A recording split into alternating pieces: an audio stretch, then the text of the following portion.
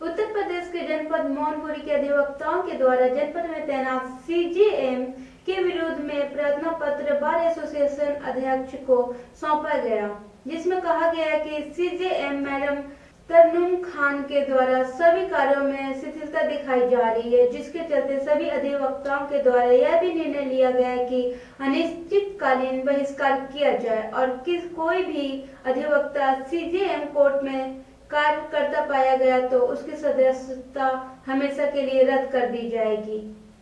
आरोप लगाया है कि सीजेएम के द्वारा किसी भी वाहन के चालान के लिए डबल चार्ज लगाना आम बात हो गई है। ऐसी गंभीर समस्याओं को अधिवक्ताओं ने एकजुट होकर एसोसिएशन अध्यक्ष के समक्ष रखी। सीजेएम को तत्काल हटाए जाने को लेकर अनिश्चितकालीन बहिष्कार कर दिया गया। अभी जो है अधिवक्ताओं द्वारा हम लोगों को प्रार्थना पत्र दिया था, जिसके संदर्भ में आज बैठक आउट की थी और बैठक में ये निर्णय हुआ है कि जो अधिवक्ता पीड़ित थे उनके साथ न्याय नहीं हो पा रहा है, चालान समय पर भुगतान नहीं हो पा रहा है, प्रार्थना पत्रों की सुनवाई समय से नहीं हो पा रही है, इसके संदर्भ में रोष था। तो सदन द्वारा यह पारित किया गया है कि जब तक सीजेएम साहब की कोर्ट रिक्त नहीं होती तब तक उनका कोर्ट का न्यायिक बहिष्कार रहेगा। स्पष्ट निर्देश जारी कर दिए गए हैं कि कोई भी अधिवक्ता ये प्रस्ताव पारित होने के बाद उनकी कोर्ट में काम करता हुआ पाया गया तो उसकी सदस्यता इस सदन से हमेशा के लिए समाप्त कर दिया है।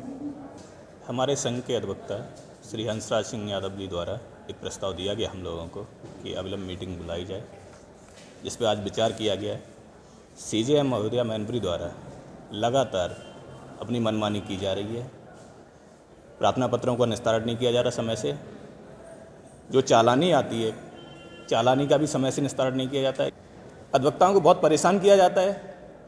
हमारी सीजेएम महोदया सुनते सुनते अधफर बीच कोर्ट से उठ जाती हैं, 25 एप्लीकेशन लगाएंगे उससे ज़्यादा नहीं लगाती हैं, जबकि पर डे कम से कम 50-60 एप्लीकेशन पूरी की जाती है अधिवक्ताओं के द्वारा।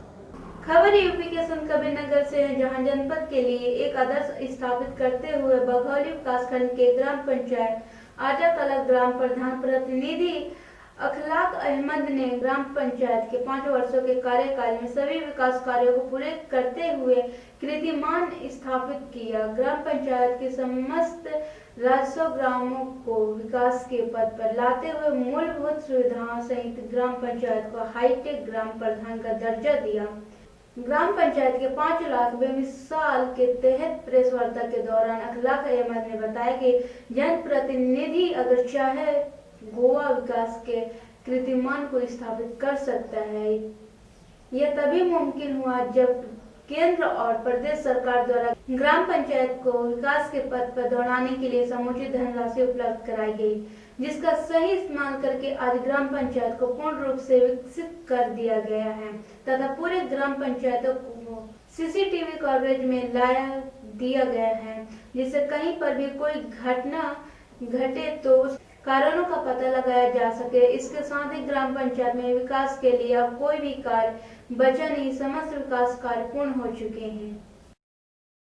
प्रेस कॉन्फ्रेंस करने का मेरा सिर्फ यही उद्देश्य है कि जितने भी लोग जीत के आते हैं, चाहे वो छोटे पद पे हों चाहे बड़े पद पे हों, वो पूरी ईमानदारी से काम करते हुए अपनी ग्राम पंचायत हो, चाहे अपनी न्याय पंचायत हो, चाहे जिला पंचायत हो, चाहे विधायक हो या सांसद हो, सब लोग मिल इतना काम करें कि वो कहने लायक रहें कि हाँ मेरे यहाँ कोई काम बचा नहीं।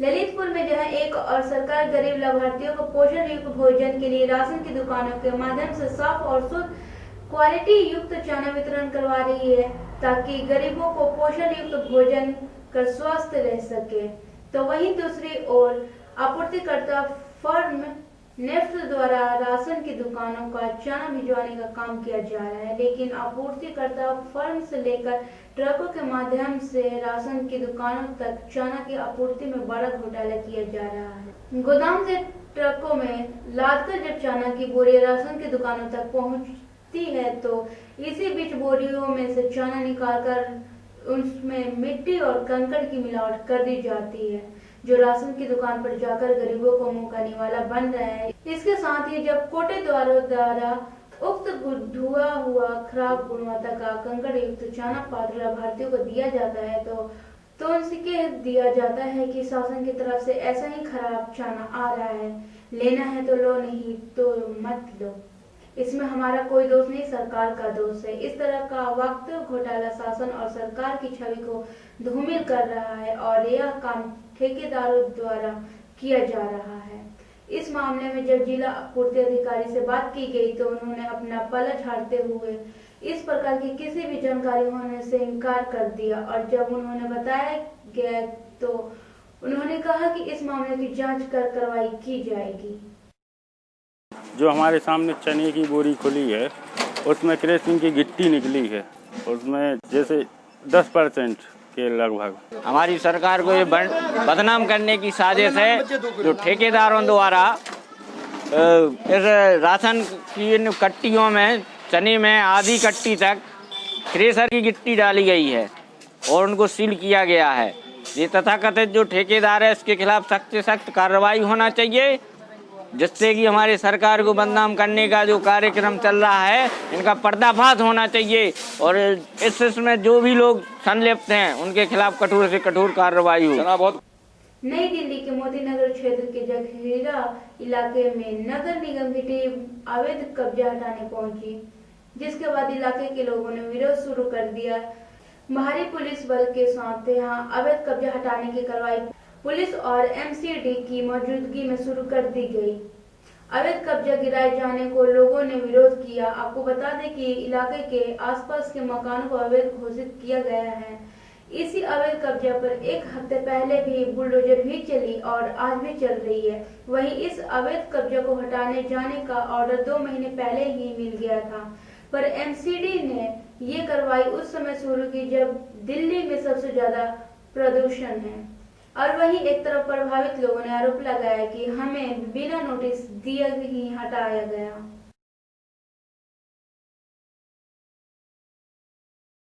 कुछ नहीं, हमें कोई व्यवस्था नहीं किया गया और हम आम आदमी के विधायक के पास भी गए, निगम पार्षद के पास भी गए, सबके पास गए, कहीं से कोई सूचना कुछ नहीं हम लोग के लिए हो पाया। हम 2004 से यहाँ रह रहे हैं, हमारा सब कुछ टूट गया, हमारे पर रहने के लिए कोई व्यवस्था यहाँ है नहीं। मकान होगा, अब तो कुछ भी नहीं बचा मेरे लिए। बताओ मैं बच्चे के लेकर कहाँ जाऊँ, कहाँ भटकूं? ना हमारे को नोटिस दिया, ना कुछ कहे, ना कहीं रहने की जुगाड़ दिया। हम गरीब आदमी कहाँ मिलते, कहाँ रहे। यूपी के सीतापुर में दबंगई थमने का नाम नहीं ले रही है, जिसमें गरीब मजदूरों को दबंगों का क्रोध का भागी बनना पड़ रहा है। ताजा मामला सीतापुर जनपद के मानपुर क्षेत्र के तेंदुआ गांव का है, जहां पर मौजूद कोटेदारों ने गरीब मजदूर व्यक्ति पर और उसके पूरे परिवार पर लाठी डंडों से जमकर मारा पीटा।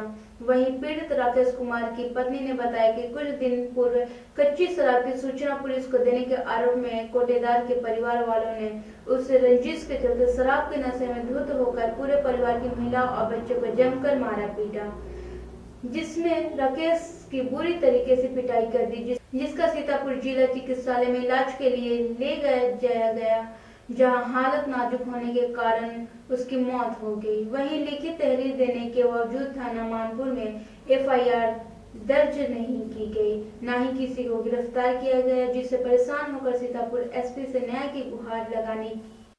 साहब के दारू बनती थी, उस वजह से ने थोड़ा हमारे लोग गुस्सा में पकड़ाई गई, उस रंजिश से मारा गया हमारे भाई। हम बाहर थे, घर में कोई था नहीं, अकेला भाई था। 2 दफे मैंने गया थाने को और कोई भी कहीं हम अभी कार्रवाई कर रहे हैं, हम पकड़ लेंगे, ये है वो, डॉक्टरी भी करवाए, बिस्वा भेजिन बिस्वा ले गए सर, कल सीतापुर भेजिन, सीतापुर ले गए, तब भी कोई कार्रवाई नहीं। दारू बनत रहे, फिर वही बात कहीं रंजिश मैया मतलब इनके घर पकड़ी गई रहा पहले। अच्छा। फिर वही रंजिश मैया हमारे घर वाले ने कहीं हमारे नहीं खींच के हैं, कमरे से नहीं खींच के यहाँ लेकर गए हैं, यहाँ रोड पर मारी। उत्तर प्रदेश के मुरादाबाद के थाना सिविल लाइंस इलाके में बदमाशों द्वारा लगातार वाहन चोरी की घटनाओं को अंजाम दिया जा रहा था। पुलिस इन वाहन चोरों की तलाश में थी। पुलिस को उस वक्त कामयाबी मिली जब चेकिंग के दौरान एक बुलेट मोटरसाइकिल पर सवार 2 युवक को रोककर उनसे मोटरसाइकिल के कागजात के बारे में पूछताछ की गई तो दोनों ही युवक मोटरसाइकिल का कोई भी दस्तावेज नहीं दिखा पाए। पूछताछ में पुलिस को पता चला कि चेकिंग में रोकी गई मोटरसाइकिल भी चोरी की है। दोनों युवकों से जब पुलिस ने सख्ती से पूछताछ की तो चोरी की 3 मोटरसाइकिल और एक बड़ा जनरेटर सेट बरामद हुआ है। पकड़े गए आरोपी उत्तर प्रदेश के साथ अन्य राज्यों में जाकर वाहन चोरी कर उन्हें यहाँ लेकर बेचते हैं और यहाँ से चोरी वाहन अन्य राज्यों में जाकर बेचते हैं। सिविल लाइंस ने एक बहुत ही सराहनीय कार्य करते हुए एक अंतर राज्य वाहन चोर गिरोह का खुलासा किया है। ये वाहन चोर गिरोह जो है ये पंजाब और हरियाणा वहाँ से मोटरसाइकिल चुरा के या मुरादाबाद परिक्षेत्र में जो ज़िले हैं जैसे अमरोहा हो गया, मुरादाबाद हो गया, इन जगहों पे ये मोटरसाइकिल लेके आते थे और यहाँ से ये विभिन्न लोगों को बेचते थे। 2 लोगों को गिरफ्तार किया गया है और इनके पास से 3 मोटरसाइकिलों की बरामदगी हुई है। एक बुलेट रॉयल एनफील्ड, एक पल्सर काले रंग की, एक स्प्लेंडर, 3 मोटरसाइकिलों की बरामदगी हुई है। इसके अतिरिक्त एक जनरेटर भी बरामद हुआ है। ये इन लोगों की जो हमारी डेली चेकिंग होती है रेगुलरली यहाँ पे, तो संदिग्ध मोटरसाइकिलों वगैरह की चेकिंग होती है, जिसमें ये एक जो इनके पास चोरी की जो मोटरसाइकिल थी, बुलेट बिना नंबर की मोटरसाइकिल थी, जिस पे ये जा रहे थे, तो इनको पकड़ा गया और पूछताछ में ये सब चीज़ें निकल के सामने आई। खबरों में फिलहाल इतना ही, तब तक देखते रहिए HK न्यूज। नमस्कार।